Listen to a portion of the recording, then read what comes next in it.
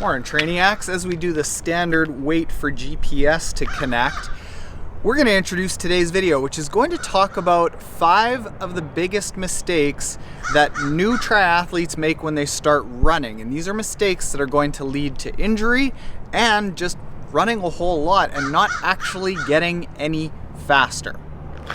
Gonna have to wait a bit still.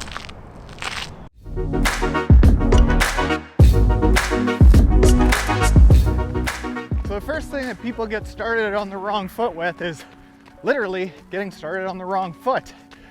You start running in junky shoes. Now, this makes sense. People, they end up coming into triathlon from maybe some sort of other sports background, whether it's weightlifting or being in the gym or ultimate frisbee or something like that. So they've got general fitness shoes, but one of the issues is that those shoes aren't built for running. So the foam is probably collapsed. So that means you're gonna have no cushion on your shoes. This is gonna lead to a higher likelihood of injury. You're gonna feel beat up really quickly. And then what also might happen is you might go to a running shoe store, and running shoe big box stores are really known for giving big heel to toe drop kind of shoes, but studies show that newer runners need a lower heel to toe drop, under 8 millimeters. So what you want is a proper running shoe, low heel to toe drop, neutral running shoe, so your foot can get stronger and adapt. And it's got that nice cushion to be able to keep running without injury, without pain, without feeling beat up. That's the first thing you gotta get right. Now, if you've taken care of that and you've got good running shoes, this next issue is gonna be less likely. But then what people often do is they start running with a technique that they're landing with their foot out front to the center of mass in front of them. Now, I don't care about whether you land heel first, forefoot, or on your toe. There's a lot of talk about how you should never heel strike. That's not right. What is correct is that you don't want to land out front.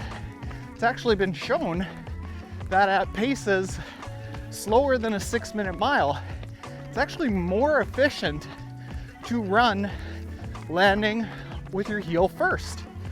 Doesn't mean that you should try to do that. It just means you shouldn't stress about what part of your foot you're landing on. What you should stress about is landing, dog. What you should stress about is if you're landing out front of your body. And how you can address this is by starting your runs just by hopping up and down in place and then starting to lean forward. That's gonna give you the feeling of where you need to land underneath your body. Now the next thing is that when people start running, they don't run fast enough when they're doing their fast runs. Now when I say fast, I mean fast. But what happens is, at the start, running's really hard. It's uncomfortable, it's painful. You feel clunky. It takes you a long time to warm up. So people end up going, ooh, kinda, that feels a little bit challenging, a little uncomfortable. But what you should be doing early on is really fast, really intense 8-second bursts, 12-second bursts, 200-meter repeats. These short, really intense efforts with lots of rest between. And it's that hard stuff, that really hard stuff, that ends up making you faster, especially at the start when you're training your neuromuscular system to learn how to turn over really fast. You've got to push that really fast into an uncomfortable area. Now, how fast is fast enough? Anywhere from an 8-second to a 8-minute hard interval is good. And do a series of these. Cars. Okay. And do a series of these such that you aren't fading by the end of the interval. So if it's a 2-minute hard interval, you want to finish as fast as when you started. And let's say you're doing 8 of those 2-minute intervals. You don't want the 8th 2-minute interval to be any slower than the first one.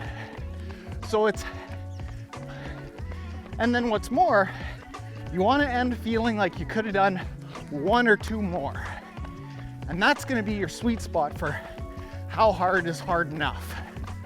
And that's really going to push up that top end of speed.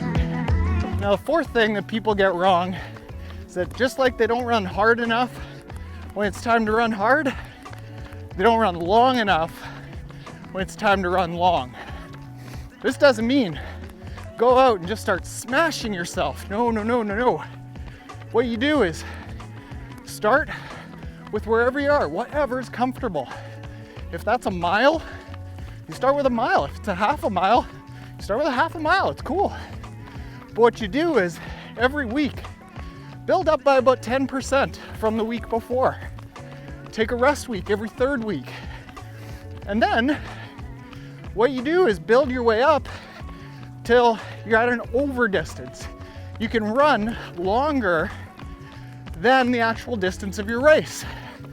So if you are a sprint athlete, this means that you are building up to being able to run around 9 kilometers, around 5.5 miles. If you're an Olympic, 15 to 16 kilometers, 9 to 10 miles. If you're a half Ironman athlete, building up to around 22 to 24 kilometers, 14 to 15 miles. And for Ironman athletes, you don't have to worry about that over distance, but you got to build up to being able to do a 3.5-hour run for sure. So you've got to be able to run longer than the distance of your race in a standalone run. So when you get into the race, the distance is a non-issue. Because you know what? It's going to be even harder to run that distance in the race than it is to run it just normally. Because you're starting in the triathlon really fatigued. So make the distance a non-issue. Build up that endurance. Now, the final thing that's required to make all of this work is that when you're not running hard, your easy has to be easy. Notice that this is an easy run for me, and here I am shooting a video, talking in a video. It's got to be really, really easy.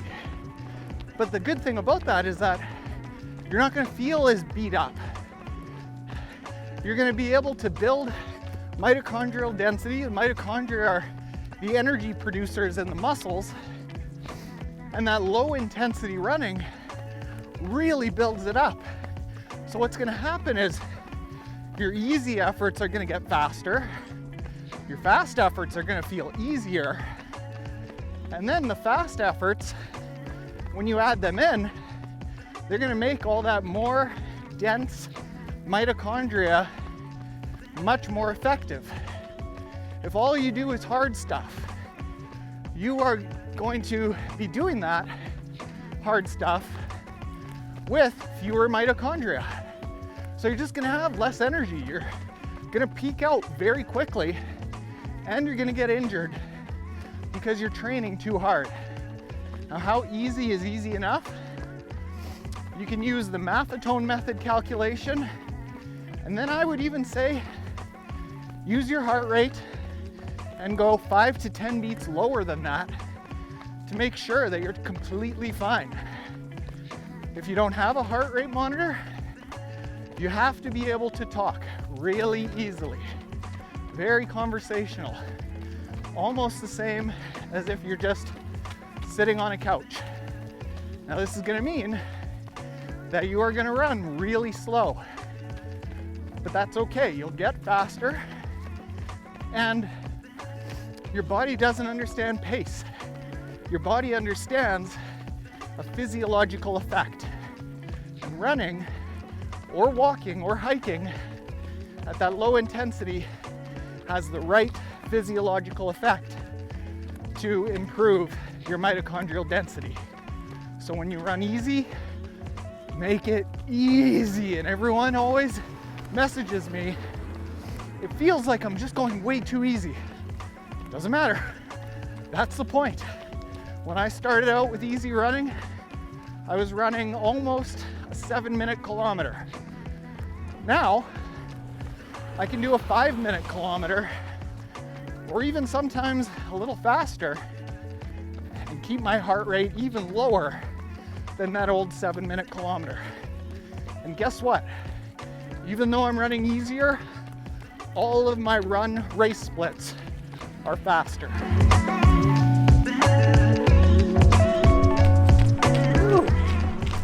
So, training hacks, those are the 5 things that I most commonly see new triathletes start doing when they take up running that's really gonna hold them back.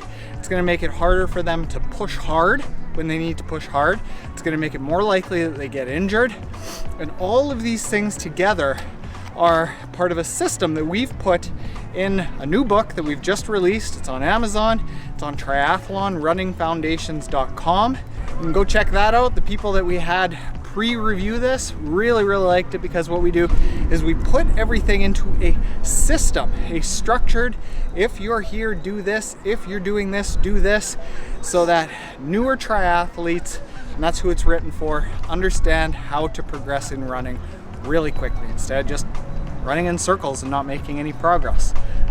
So with that said, I still have 1 minute and 48 seconds left to make up. Anyone else feel like they've got to run exactly the amount of prescribed time that they run? I do. All right, triathlonrunningfoundations.com or on Amazon.